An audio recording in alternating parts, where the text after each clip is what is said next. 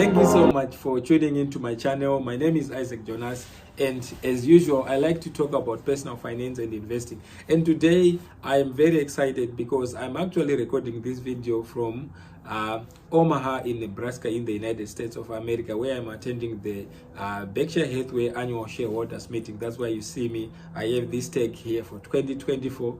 And today is Friday and it's day one. Essentially, Berkshire Hathaway shareholders meeting is a meeting that is held annually, at least traditionally over the past couple of years. And Berkshire Hathaway is the company that is managed by Warren Buffett as the chairman and the CEO for the corporation. And Warren Buffett is one of the best investors to ever exist on this earth, and he has been writing letters to shareholders which are publicly available on the Berkshire Hathaway shareholders meeting. And some of the advice on investing, or insights I should say, because advice, it's just like you take what is relevant to you.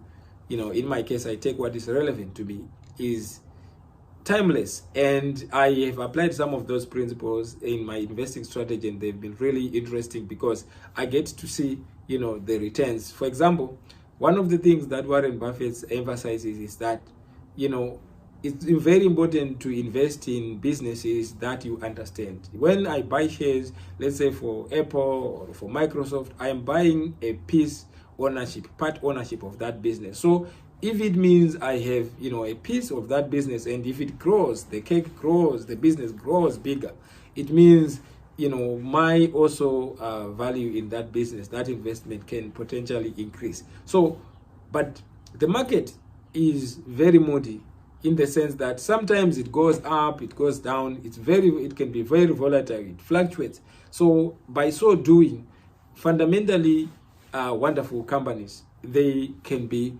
underpriced or undervalued. So for example, what happened when the COVID-19 pandemic hit? There was fear in the market. People were not sure if the economy was going to open up. So a lot of companies which were otherwise very wonderful, they dropped by 40, 50%, 60%. And that was a wonderful opportunity to get in. So what some people did, that's when I started investing.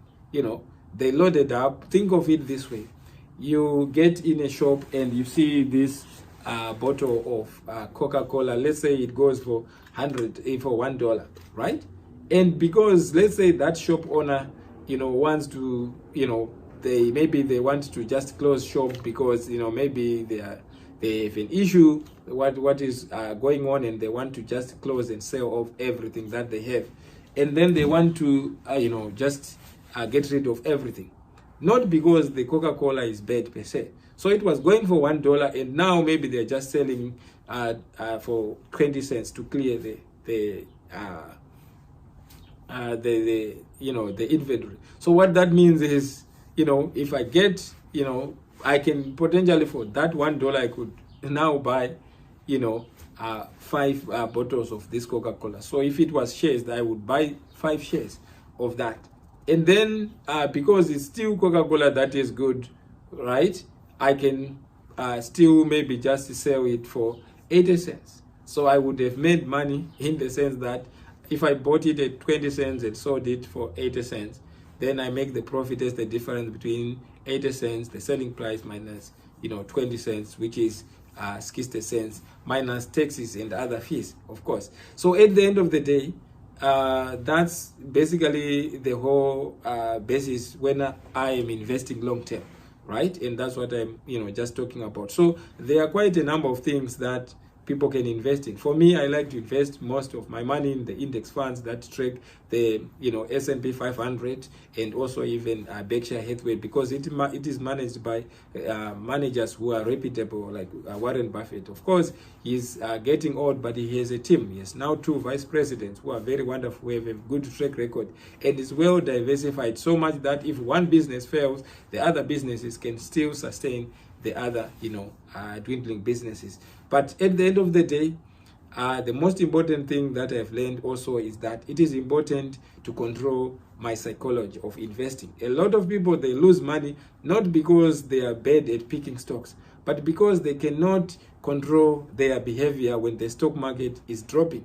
sometimes, like I said, the stock market can drop because of the geopolitics, interest rates, maybe expectations, because investors, they have expectations to say they expect the market to go up by this amount, and if it doesn't, usually the prices have to adjust to take into consideration of that. So that's when there might be opportunities to buy. So that requires a special skill to understand and to pick the right stocks. So that's why, for me, I created the YouTube channel where I share some valuation that I do. I go as far as 10 years ago.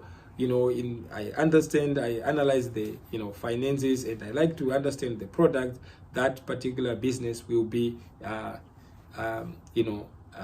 trading on the public market. So at the end of the day, those are some of the principles: understanding the psychology, making sure that, like in my case, I like to keep some cash that I just keep in the brokerage account, maybe 30-40% of my overall portfolio, and the money is diversified. I put it in the exchange traded fund, but only in businesses that I understand. I've said this again on some of my videos, but investing is a very important thing, at least for me, because I like a situation where at some point I will be able to live off the money that is just being generated without me actively pursuing it. So investing is another good thing. If I invest in stocks that particularly give dividends, for example, Apple, they increased their dividends from 24 cents to 25 cents a share. So that means if I have quite a number of shares that can give me dividend,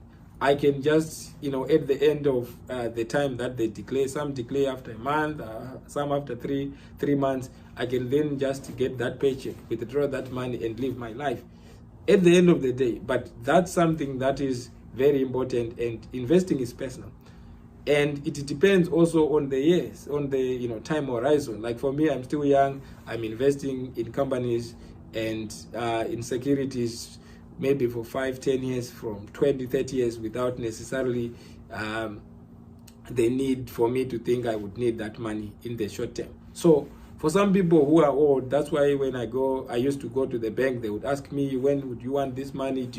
Are you aggressive? That's the idea, right?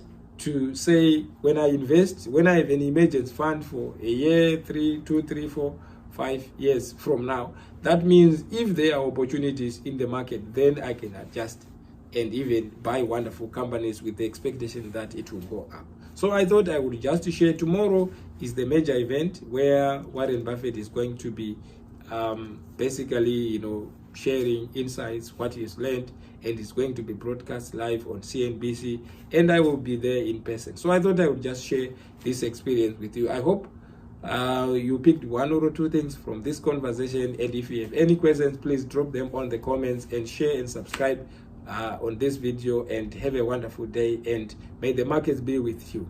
Thank you so much for tuning in.